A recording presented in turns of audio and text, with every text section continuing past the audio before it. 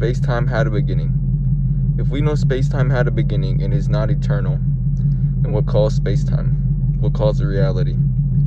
What perfectly tuned the universe as we can observe today? God did. God created the universe. God perfectly tuned the laws of physics. God perfectly tuned every aspect of reality. Without God, matter would not exist. Matter cannot create itself, and it cannot bring itself into existence because it is not eternal.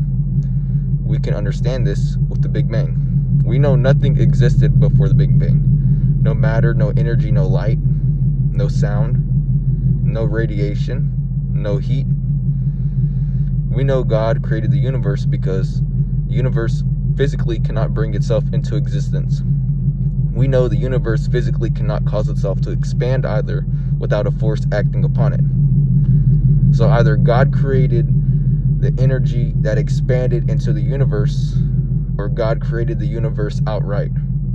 There's no other way around it. So if we know God is real, why do evil things happen? There's a choice. There's good and evil. God gives you the choice of good and evil. There are a lot of people who are evil because it is a lot easier to live a life for yourself than it is to live a life of God. Okay, so why do bad things happen to good people? I cannot explain this. I cannot explain why bad things happen to good people. What I can explain is where they go. They go straight to heaven. They don't have to worry about hell. They don't have to worry about any battles, any challenges throughout their life. They go straight to heaven. Think about it. You're a kid, you're young, you're only a couple years old, and then bam, you die. Do you think there's any possibility of you going to hell? No. There's no way you're going to go to hell. You're a kid, you're innocent. You have no things you've done wrong yet. You have nothing for God to judge you upon. You go straight to heaven. Now think about it from our perspective. Where do we go? You're given a normal life, a healthy body. You're given sort of a good life. Not necessarily everything you've ever wanted, but you're given what you need. You're given life. You're healthy. You have no deformities. You're blessed. You're blessed in this world. You're not necessarily blessed in your next life. Your next life being heaven or hell. There is no life after this life. There's only heaven or hell that awaits you. Your consequences are from your actions. Everything you do has consequences. Act accordingly. Live for God. Put others before yourself. Give others what you want to give yourself. This is the only true way to make God happy. You think it makes God happy to give you free will, and all of a sudden all you do is just be selfish? All you do is just go take what you want and don't worry about the people around you? These are the people who will go to hell. Rich people who not think about others. They do not even conceive the idea of giving to other people. They think all that matters is themselves or their family. And in a way, yes, that's a lot of what matters to you physically, as what you feel now. Of course, you don't feel other people's feelings. You don't feel another person's hunger or another person's thirst. So why is it necessary for you to give them food and water? Because consequences of your actions.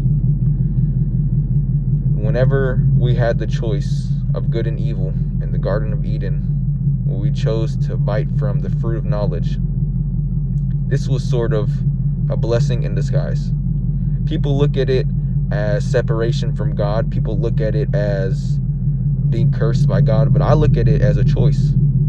I look at it as the only way that we can truly be conscious is to be given the choice to be good and evil.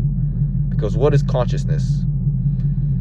It is a decision to do what you want, to live how you want to live, to be free in the aspect of free choice.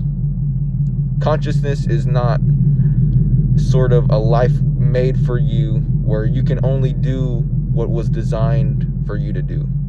Rather, it is a choice. Life is a choice. Life is beautiful in this aspect because life is a choice. I know a lot of people die, a lot of children, a lot of babies die, and I cannot explain this. And I have a lot of questions for God. Me, myself, I have a lot of questions for God. And sometimes I want to blame God for all these evil things happening. But I know, where do those people go? They go straight to heaven. They don't have to worry about hell like I do. They don't have to worry about an eternity of suffering for this moment, this speck of peace that we are given. This peace that we are given, it does not matter when we are in hell. All this joy that you feel, it means nothing. Everything that you've ever done, in a way, means nothing. All this joy you will not remember when you were in hell. You will not feel this joy that you feel now when you were in hell. I'm not saying you're going to hell. I myself probably am going to hell. I have been an evil person. I have been a very selfish person. But I have decided to acknowledge the reality around me.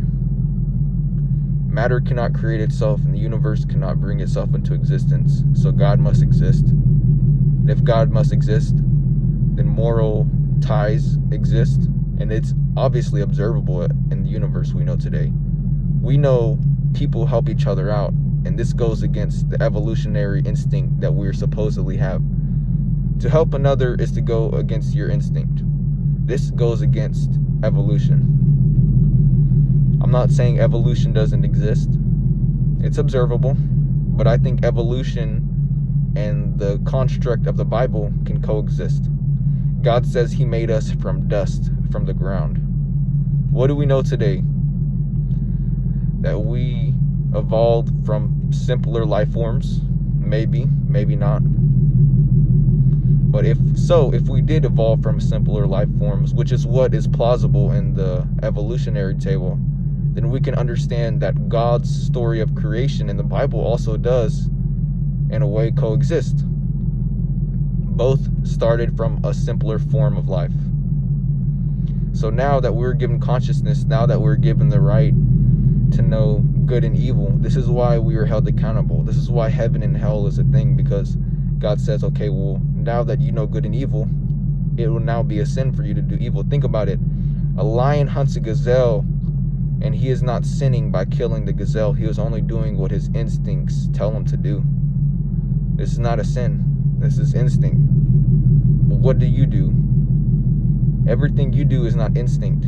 In a way, it is instinct, but a major part of your decision making is tied to your moral compass. Every human has a moral compass. Whether you're a sociopath, you still know what's good and evil. In this way, this is what life is. Knowing what good and evil is, and having the decision to do what you want to do.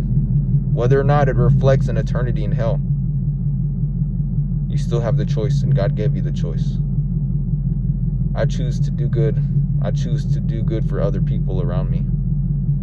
I do not want to be evil. I hope you choose the same.